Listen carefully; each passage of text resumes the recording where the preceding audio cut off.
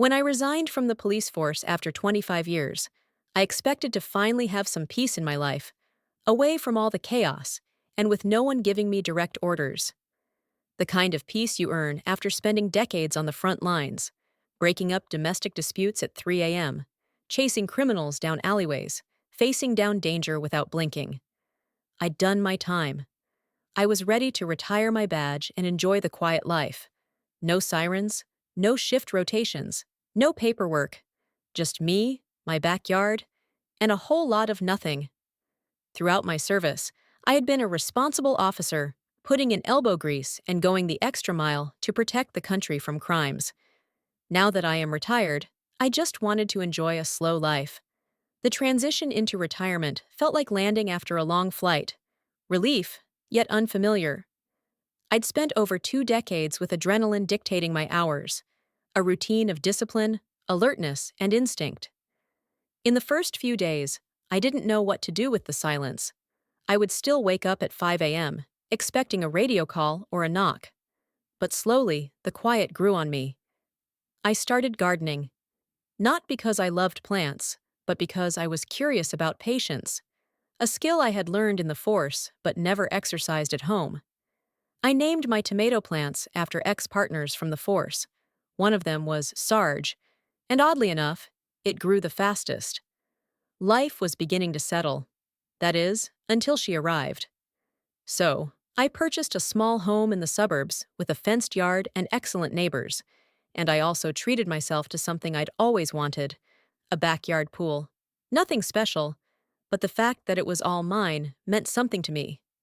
I also planned to host my grandchildren on weekends, as I thought they'd love splashing water in summer. It was more than just a pool. It symbolized years of discipline, sacrifice, and relentless duty. When I stood by that shimmering blue water, I saw more than a backyard. It was a sanctuary, a reward. I'd envisioned peaceful mornings with a coffee mug in hand, watching the sun ripple across the surface.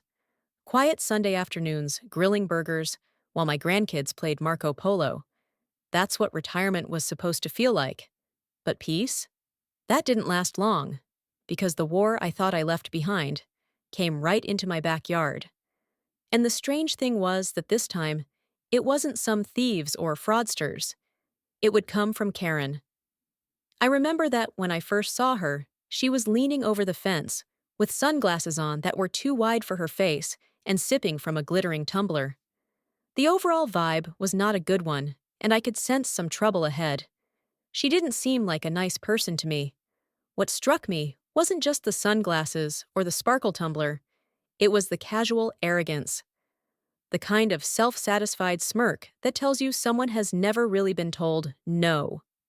She leaned in too close, scanned my property like it was up for grabs, and smiled like she already knew the answer to a question I hadn't asked. I've seen hardened criminals try to charm their way out of arrests, but there was something about Karen's sugary tone and condescending curiosity that put me more on edge than a hostage situation. I wasn't looking for a fight. I wanted peace, but I also knew, instinctively, this woman was going to be trouble. I don't know why, but I had an eccentric feeling at that time. "Wow, such a nice pool," she said, all excited. "You're so lucky." Her name was Susan, but I immediately perceived her as Karen the moment she began acting as if my yard was her own. Initially, it was just a small conversation. I remained courteous throughout, with a smile on my face.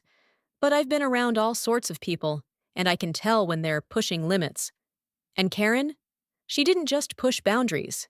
She trampled over them in stilettos. Then something happened. One day when I got back home from the errands, something shocking happened. I strolled into my backyard and saw Karen in my pool, on my flamingo float. She was just so calm, sipping wine as if she had paid the mortgage. I remember my reaction vividly. My mouth went dry. I blinked a few times, thinking maybe I was hallucinating. After all, I hadn't had a real drink in weeks. But no, she was really there. She had slipped into my world like she belonged. That float? That flamingo was a gift from my granddaughter. And there she was, riding it like Cleopatra in a suburban kingdom. Something inside me boiled. I had spent years serving others, putting my own peace on hold. And now, in my time of rest, this woman was stealing my peace like it was a clearance item. I wanted to yell. I wanted to remind her of trespassing laws and property rights. But I kept it cool. My voice, calm but firm. Years of de-escalation training at work. "Ma'am, I'm going to need you to get out of the pool. This is private property."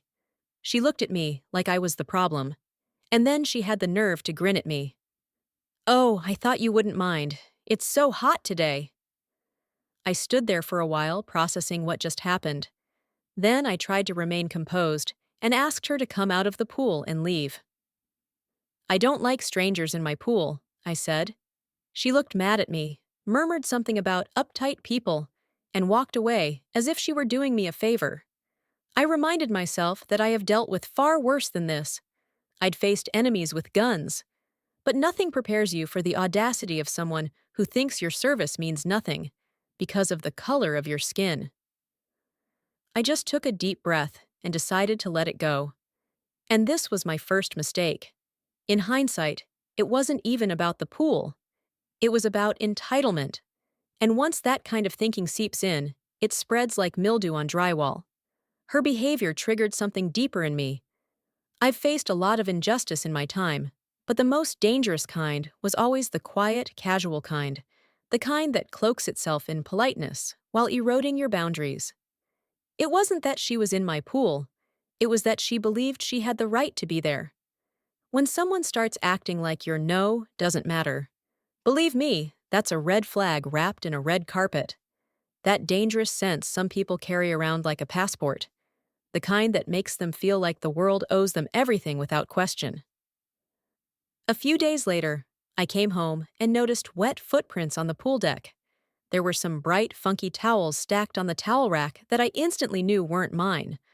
One of the floaties had lipstick stains on it. I was literally shaking at that point. "She sneaked in again while I was gone," I said to myself. I took a few deep breaths, walked across the pool, and then I did what I was trained to do. Observe. Gather evidence. Be patient. I decided to install a few more cameras. Hidden ones. I hid one in the decorative garden gnome. The thing about surveillance is, it's both a shield and a mirror. It protects, but it also reveals. I watched hours of footage, drinking coffee and shaking my head in disbelief. She didn't sneak in shamefully. No, she strutted in like a VIP guest. She even danced a little to the music while her son recorded TikToks. The worst part? I saw her rearrange my patio chairs to make herself more comfortable. She opened my outdoor fridge. She used my grill. That grill had been a Father's Day gift. There are things that cross lines, and then there are things that spit on those lines, laugh, and draw new ones with Sharpie. Karen had crossed into territory I couldn't ignore anymore. Another under the gutter near the pool.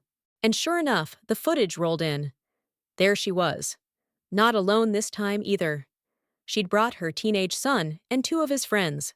They had music blasting, were eating snacks poolside, and diving in the pool like it was a public facility. That was her audacity to do whatever she wanted, without even apologizing or feeling bad. They left crumbs all over my patio furniture, chips and half-eaten sandwiches. Someone had even written YOLO on the side of the inflatable dolphin with a Sharpie. I stared at the footage, baffled. Not just by the invasion, but by the sheer nerve of it all. Like I didn't exist. I won't lie.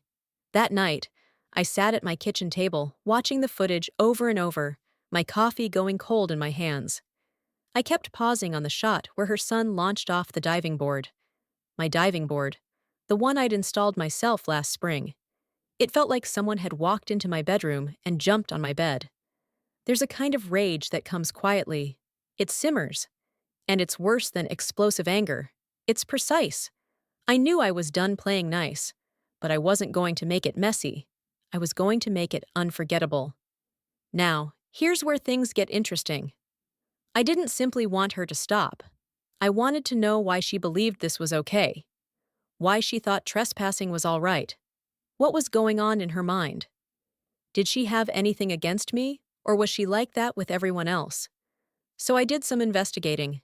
Yes, old habits die hard. I thoroughly looked up public records, ran some background checks, and bingo, Karen actually had a pattern. Her records show that she lived in 3 separate areas in the past decade, and every single time, she had received complaints. There were complaints of noise, trespassing, and conflicts with neighbors about fences and pools. One of her former neighbors even filed a restraining order. So I contacted him. His name was Tom, and he was also a retired cop.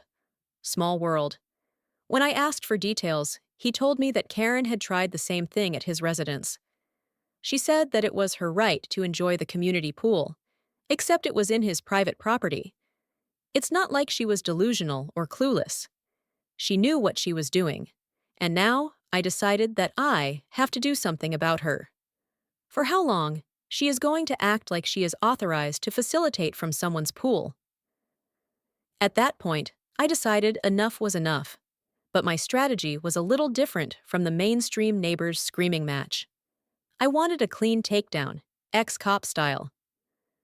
I updated my speaker system and connected it to the motion sensors. The next time someone walked into my yard uninvited, a recorded voice would blast, "Warning!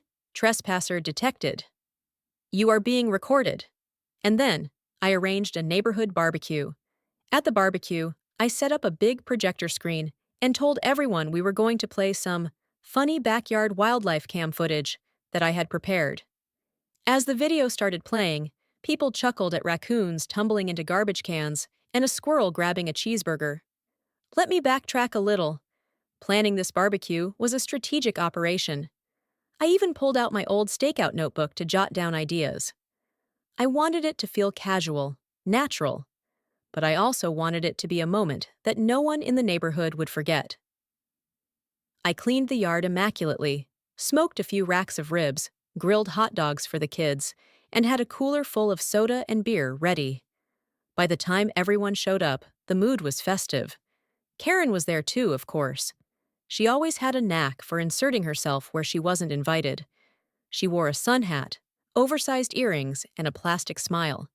But then things got more interesting as the footage zoomed in on Karen, holding a wine glass soaking sun in the pool floats.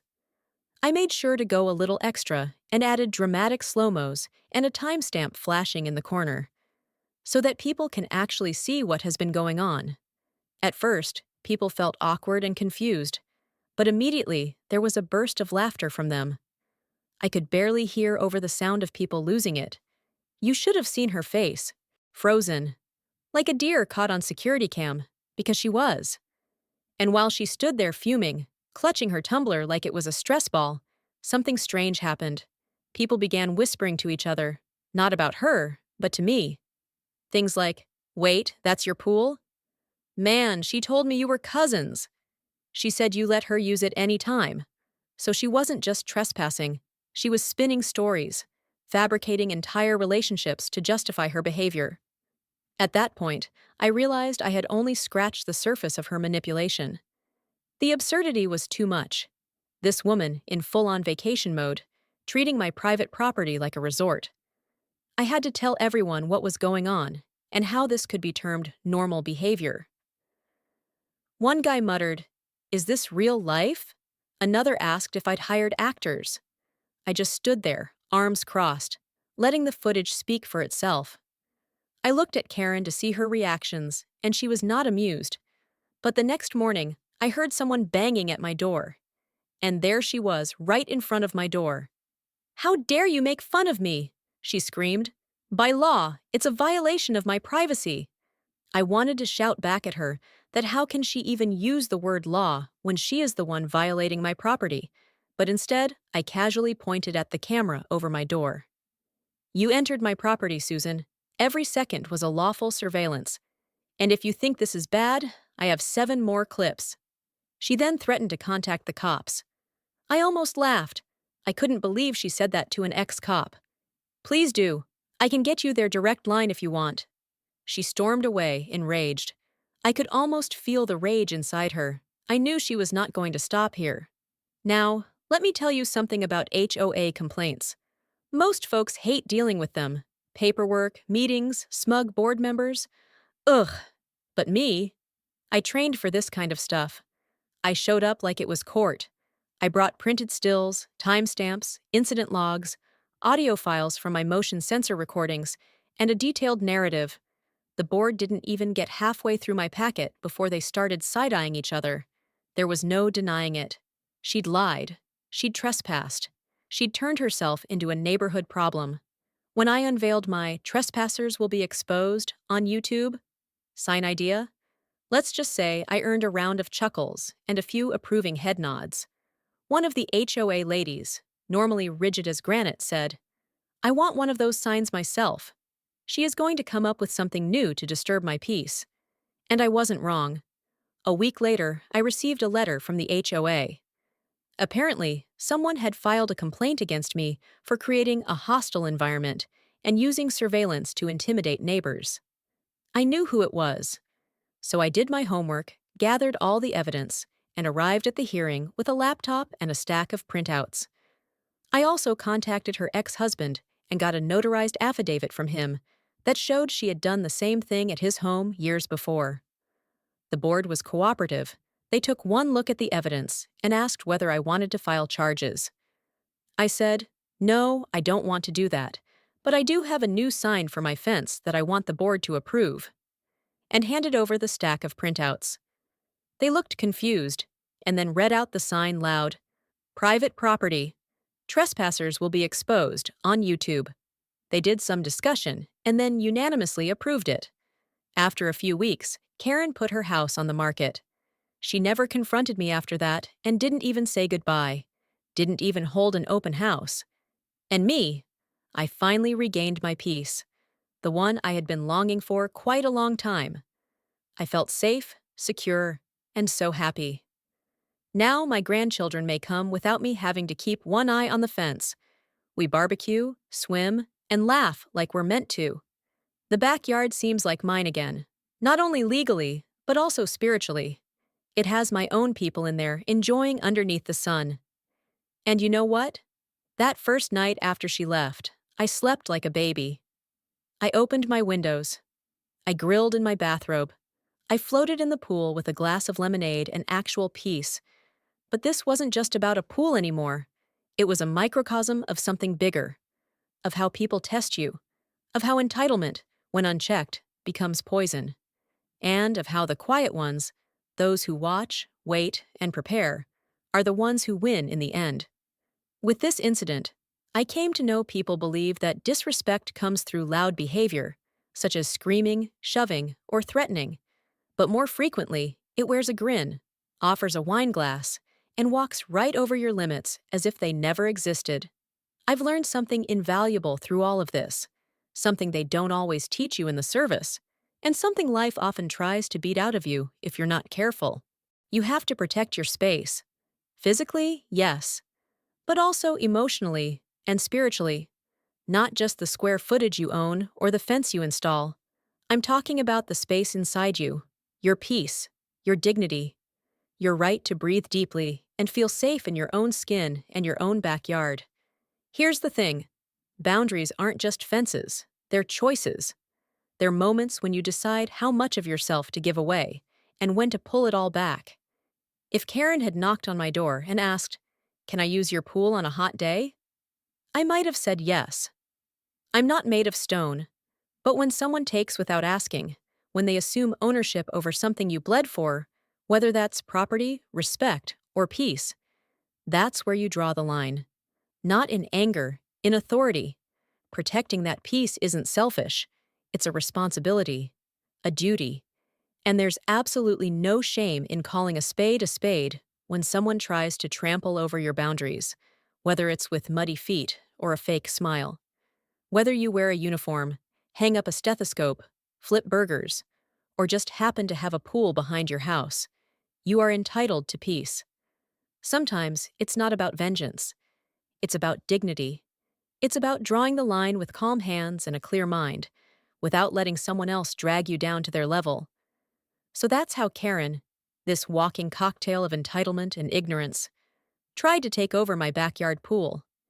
If you ever find yourself facing someone like this, here's a tip: don't shout. We don't have to match their energy. That's their game, and don't argue. Because one thing is for sure, they don't want a resolution. They want a reaction, and they will do everything in their power to get one. The key here is to be calm and be wise. Just be prepared to see how someone can stoop so low to hurt you. All you have to do is document everything and let the power of honesty do the rest. Because cameras never stutter, and truth doesn't need a mic to be heard. People often think disrespect comes with shouting, shoving, or threats. But sometimes it comes in the form of forced smiles, borrowed wine glasses, and passive invasions. I've learned that boundaries matter, not just fences or signs, but emotional boundaries. The space you protect inside yourself, your dignity, your calm, and you don't need to shout to defend them. You need strategy, poise, evidence, and a damn good Wi-Fi signal. And don't get me wrong, I didn't win this by being the bigger man. I won this by being the smarter man. I used truth, humor, evidence, and I let her hoist herself by her own pool float. Because here's what people like Karen don't realize.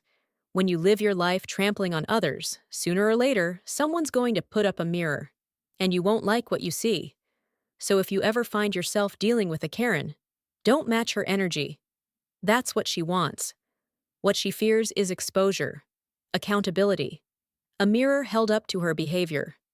And remember, we don't have to lose our morals to tell someone they're wrong. We don't have to raise our voice. We only have to raise our standards. Some conflicts are not won by fists. They are won by emotional intelligence. And I am proud to be a winner. Thanks for watching the video. Have you ever dealt with a nosy neighbor? Let me know in the comments. Do not forget to like this video and subscribe to my channel for more interesting tales. Till then, stay safe and stay smart.